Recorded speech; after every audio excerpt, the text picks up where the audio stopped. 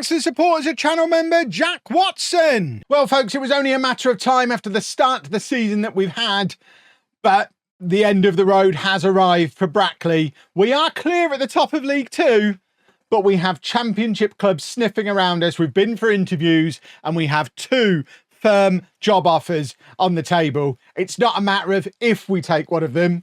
We just need to decide which one we're going to take.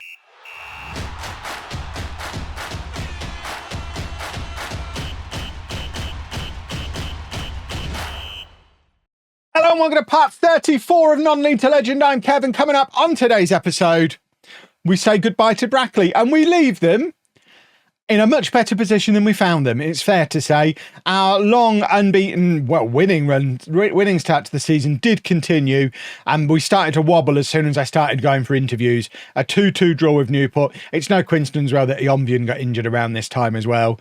So we were without Eonvian and Farmer.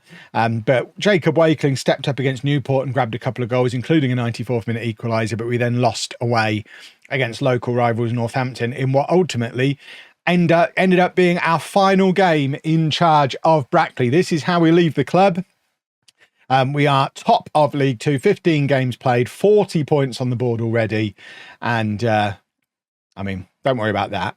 Worry about the fact that we've improved all the facilities. The new stadium opens up this summer. Everything about Brackley is looking up, and they'll be in League One next year unless whoever takes over from me absolutely balls us up, which surely they're not going to be able to. It'll be interesting. We've potentially got a situation where this could be the first Non-League to Legend where I loop back round again, because if Brackley continue to go up the leagues, there's no guarantee that I won't go back to them when they're in the Championship, when they're in the Premier League, wherever it may be. But I do certainly need to move on from them now. Just to show the situation we're in. We've obviously got a £58,000 wage budget. We're spending 66. We're over that already. But the crucial thing for me personally as the manager is that my contract is at only £1,200 a week. And I've not looked at either of these offers yet. I'm talking as if it's a foregone conclusion that I take one of them. I assume both of the clubs who've made offers to me are going to be offering 3 or 4 times that. So it's just going to be a case of deciding which one we want to take. And the two clubs that have made the job offers are Blackburn and Coventry. Blackburn, 21st in the Championship, so just sitting outside of the relegation zone. If we look at what they've been up to over the last couple of seasons, they seem to have a good season, then a bad season, then a good season, then a bad season, and it just kind of flips back and forth between the two of those, probably coinciding with losing all their best players and then rebuilding and then losing a manager and whatever it might be. But their previous manager, Mark McCormick, was sacked after just over a year or a year and a half in charge. So their option one, of course, former Premier League champions, albeit quite a long time ago since they last won the Premier League. There you go, if we look at the honours, last won the Premier League in 1995. Obviously it wasn't the Premier League then when they won it the other 2 times. And then the other club is Coventry. So Coventry sitting 18th in the Championship, so 4 points above Blackburn. If we have a look at how they've got on in recent years, very similar shape really, struggled, but with the occasional time when they flirt with the playoffs a little bit. Obviously former Premier League club who were in the Premier League for a long time, but then got relegated and just never made it back again. Spent quite a long time in League One, League Two. I don't remember them being in League Two, but a season in League Two. And obviously the job there is to get Coventry back to the Premier League for the first time in close to 30 years. For Blackburn, how long have Blackburn been away? Blackburn have been away from the Premier League not as long, I don't think. They nipped down to League One, so it's going to be closer to 20 years for them. But let's look at what the actual offers are. So remember, £1,200 a week I'm on at Brackley. Blackburn, so straight away, we know we're definitely taking an offer. £6,250 a week is enormous. They would offer me a transfer budget of 1.3 million and a wage budget of 475,000. They want me to develop players using the club's youth system, finish mid-table in the Championship this year, and then just continue finishing in mid-table. So not the most ambitious of football clubs in the universe. They just want me to establish them as a mid-table Championship team. They're fed up of the good season, bad season thing. 12th for the next 5 years, please. And we're not going to give you much money to do it. develop the kids. Coventry, on the other hand, offering me the exact same wage, so we don't really have a decision to make there around wages. Much more transfer budget, £5.75 million compared to 1.3 million. £600,000 wage budget compared to 475. They also want me to use the club's youth system. They're just looking to avoid relegation this year and then continue to avoid relegation for the next 5 years. So arguably even less ambitious than Blackburn, but with more money in place.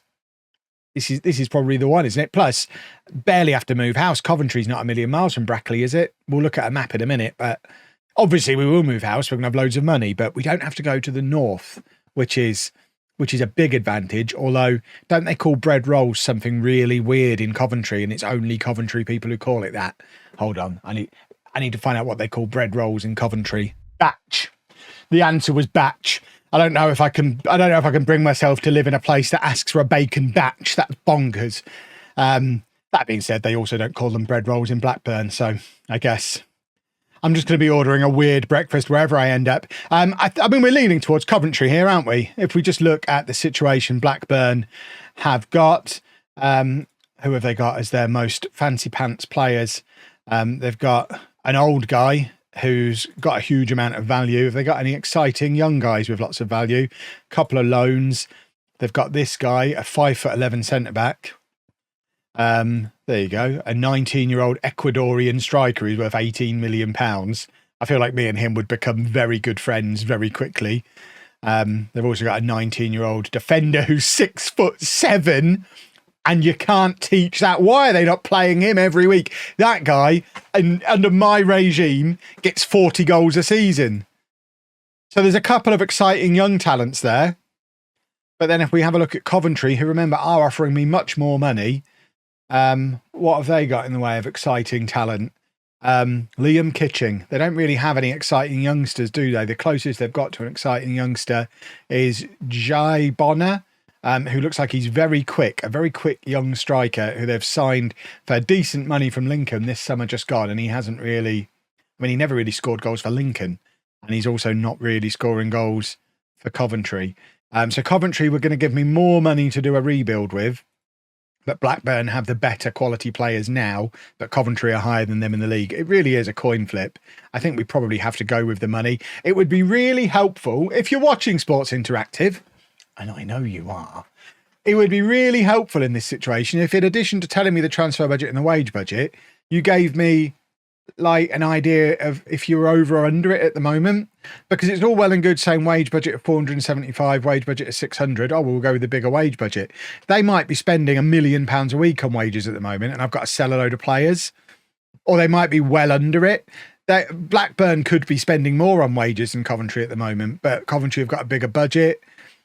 It's not really giving me all the information, but based on the limited amount of information I've got, the fact that they're both offering me the exact same salary, I think we have to go with Coventry, don't we?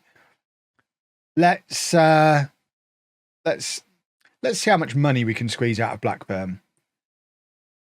So, I mean, if we can get them to offer me a much higher salary, then that's a reason to go there. So we got them to 6.75. Can we get them to 7? Right. We can get them to 7. Delay for a week. Can we get Coventry to 7? Obviously, we're going to aim higher to begin with. Is it just the exact same negotiation with both? We can get them both to 7. And on that basis, I think we're going with Coventry, boys and girls. So let's finalise the deal. Bye-bye, Brackley. Hello, Coventry. So here we go. Coventry City hire Chapman. In a move which is sure to spark plenty of heated debate, probably in the YouTube comments, Kevin Chapman has left Brackley Town to join Coventry. Chapman, who famously knocked Barnsley out of the FA Cup in 2025. I feel like I'm known for more than that. you know, maybe all the promotions, will no doubt be hoping to provide similarly memorable moments in stepping up to a bigger club. Chapman will face pressure to bring immediate success to Coventry Building Society Arena. What a snappy name for a stadium.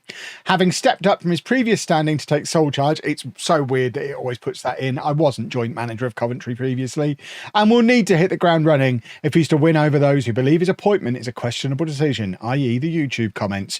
Bruce Surachi was considered to be the favourite for the job, and it's unclear whether the club favoured Chapman all along. Of course they did. I rejected the offer from Blackburn. Brackley will now be looking for a new manager, and we currently find ourselves in 18th place in the Championship with hopes of a top half finish after 3 straight league wins. This is where I'd very much like to know the system we've used for those 3 straight league wins so that we can just keep doing it, because we've started 4-2-4. That's what we've been using at Brackley. Beautiful stuff. Efron Mason Clark. We can keep going with former Peterborough players. How did I not notice him when I was looking at the squad before? That's a delight. We already know all of this stuff. We looked at this before. In fact, they were looking to avoid relegation at interview. Now they've upgraded to mid-table, the rascals. That is cheeky. I was here for a relegation battle, and they want us to be competitive against Villa and Leicester and finish mid-table in the Championship.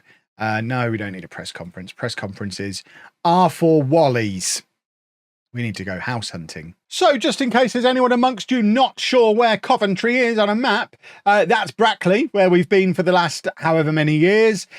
48 minutes away up to Coventry, so we don't have to rush to buy a new house straight away. That's very commutable, both of them being very much in the middle of the country, kind of hovering around in the orbit of Birmingham, although we've certainly got a lot closer to Birmingham than we were previously with Brackley. We've had a little look on a non-specific mortgage calculator, which has detailed based on our new salary of £7,000 a week or £364,000 a year, I could borrow up to £1.729 million. That's a lot of pounds. And in Coventry, that buys you a lot of house.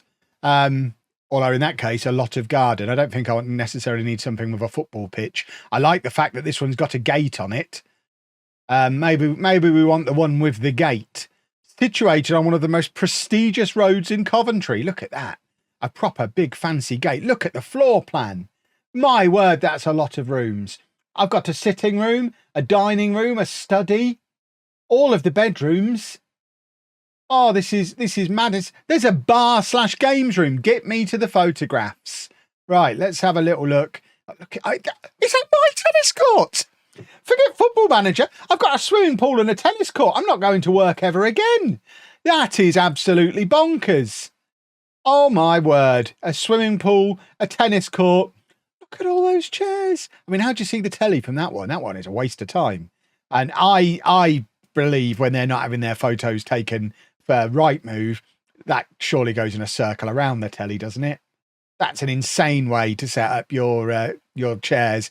And the fact that they've got a TV with no Skybox or a PlayStation or anything under it, none of this really rings true. There's chairs you can sit in and look at the other chairs. This is mad. Oh, so many. What is this room for? Why have you got 2 living rooms next to each other? A spinny chair, a drum kit. I hope the drum kit comes with the house. A remarkably small kitchen in the circumstances. That's not much bigger than the kitchen I've got in real life. And they've, just like me, not taking the stickers off their dishwasher. They maintain their value if you do that. They've put their fridge inside a cupboard as well, which is very, very wangish. More chairs over there. Microwave but no air fryer. These are old people, surely. Tiny little table. And I mean, I'm paying £1.4 million for this house. Do you want to put a lick of paint on it? Goodness me. There's another massive fridge there and a very old style looking thermostat. There's definitely some upgrading need. They seem to have spent all their money on the tennis court and the swimming pool and not on like an up-to-date computer or a bit of paint. They're even using a rotten old BT router thing. At least buy it. There's no way that I used to have one of these. There's no way that router is getting me a signal on the tennis court. I'm not having it. Upstairs, we have lots of doors and a big bed with a photograph of a lady lying on a car in the bedroom. I hope she owns the house currently. Otherwise, that picture is one of the most deranged things I've ever seen on Rightmove. We've got another angle of the picture of the lady on the car, an enormous bath. I think that's a bubbly bath, which is very exciting. Mario pictures on the wall in there. Zelda. Oh, we've got a Mario Zelda rivalry and scuffed up furniture. I mean, it's a very expensive house with 2 jacuzzi baths, but they don't seem to have looked after it very well. There's your big swimming pool. I want to see this games room. We have a second kitchen that looks even more horrible than the first one. A little library / sitting down, feeling important next to Mickey Mouse room. I think that's a Lego Mickey Mouse, in fact, which is very exciting. There's your bar with a really cheap telly on it, 2 cheap tellies, an empty swimming pool. There's work needs to be done here, but you know what? I'm willing to slum it with a slightly dirty swimming pool and a scuffed tennis court. These are the sacrifices I'm willing to make to manage Coventry City Football Club. And let's have a proper look around. So there's confirmation that I am here. I have arrived. Supporters, we don't really care about the supporters. We are going to finish mid-table because I am great. We'll look at tactics in a second. I'm not going to meet the press. What I want to do is look at the finances. So we're £700,000 overdrawn. We are pretty much maxing out on the wage budget, but there is a lot of transfer budget there. Financial projections are genuinely terrifying and horrific. That's worse than I do at most clubs I go to, but it is a club with no debt. So I'm a little bit confused about that. I hope that's just a miscalculation. Facilities wise, we are obviously playing at the stadium formerly known as the Rico Arena. I think that's what the Coventry Building Society Arena is. It's the big one on the outskirts-ish of the city that you can see from the M6. I think. We also have the Alan Higgs Centre where the youths play and the Sky Blue Lodge, which is our training ground. So this club's set up like a Premier League team, which is all very fancy. Superb training facilities, excellent youth facilities. This is all very, very positive stuff.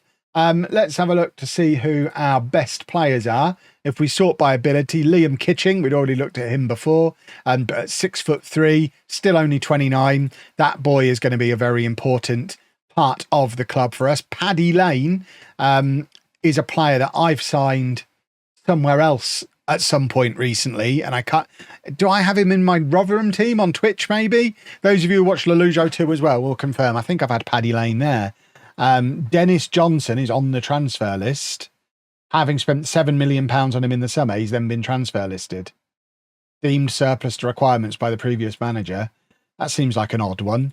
Liam Scales at 30. There's going to be a little bit of bringing this team age-wise up to date. David Okereke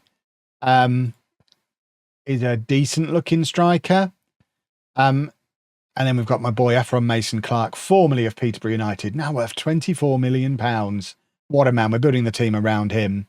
But if we have a look at the players that we've got, I mean, it is leaning towards that 4-2-4 that we were looking at before. 2 of the 3 best players are wingers, although one of them is on the transfer list. But then we've got Mason-Clark as well. We've got several decent-looking strikers. Not much in the way of midfielders. So I think we probably are going to go towards a 4-2-4. How much money did they spend in the summer? £11 million. Goodness me. Have we still got the Gyökeres clause to sell on? That would be nice. No, never mind. That would have been handy. Maybe he'll want to come home. Bring him in as our first January signing. But, I mean, it's looking... I mean, that was a horrible run of form. How long was the previous manager here? Previous manager was here for nearly 2 years. Had a horrible start to the season. Then they've switched to a 4-3-3 DM wide and won 3 games on a bounce. So I guess we carry on with that rather than necessarily jumping straight into a 4-2-4. But we'll figure all that out before the next episode. And the next episode will be Birmingham and Sheffield Wednesday. We'll show you our first 2 matches so I can give you an idea of what we are going to be working with here at Coventry. But that is your confirmation, boys and girls. Brackley are no more. I am now the manager of Coventry. Have we got any staff? We've got staff. This is all very handy. Promotion this season? Still on, yeah? I think we'll be fine. If you've enjoyed that, please make sure you leave a nice big thumbs up on there for me. Subscribe to the channel for daily Football Manager videos. And thank you very much for watching.